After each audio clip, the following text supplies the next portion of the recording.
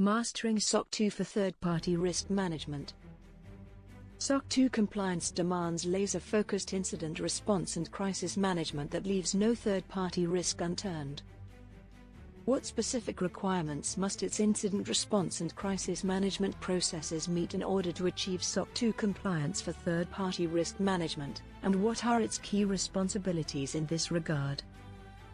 To achieve SOC 2 compliance for third-party risk management, an organization's incident response and crisis management processes must meet specific requirements.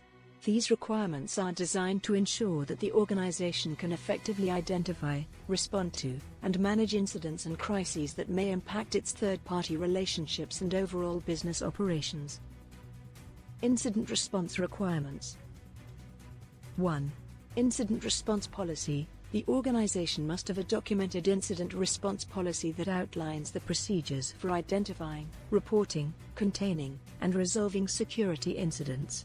This policy should include definitions of security incidents, roles and responsibilities, incident classification and prioritization, and communication protocols.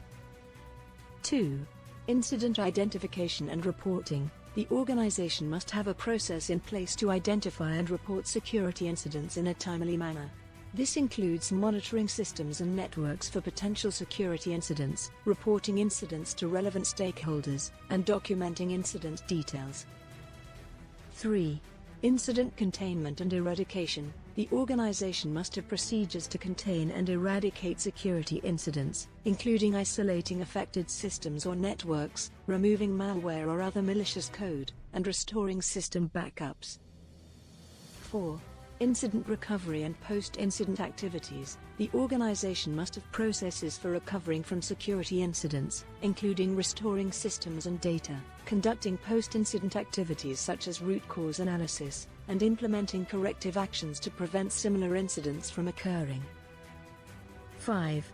Incident communication. The organization must have a communication plan in place to inform stakeholders of security incidents, including customers, partners, and regulatory bodies. This plan should outline the communication protocols, timelines, and content. Crisis management requirements. 1. Crisis management policy. The organization must have a documented crisis management policy that outlines the procedures for managing and responding to crises that may impact third-party relationships and business operations. This policy should include definitions of crises, roles and responsibilities, crisis classification and prioritization, and communication protocols. 2.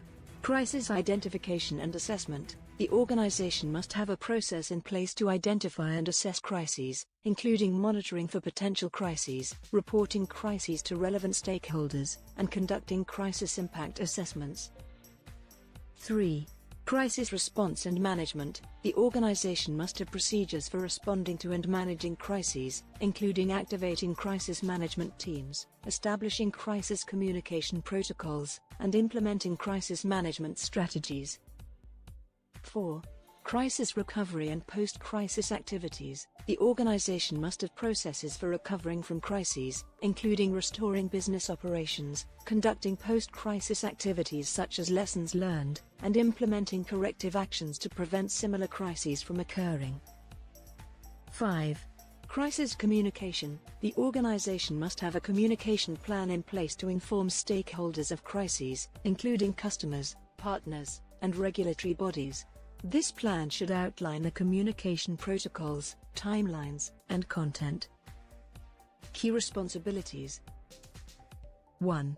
Incident response team. The organization must have an incident response team responsible for responding to and managing security incidents. This team should include representatives from various departments such as IT, security, and management. 2. Crisis management team. The organization must have a crisis management team responsible for responding to and managing crises. This team should include representatives from various departments such as management, communications, and operations. 3.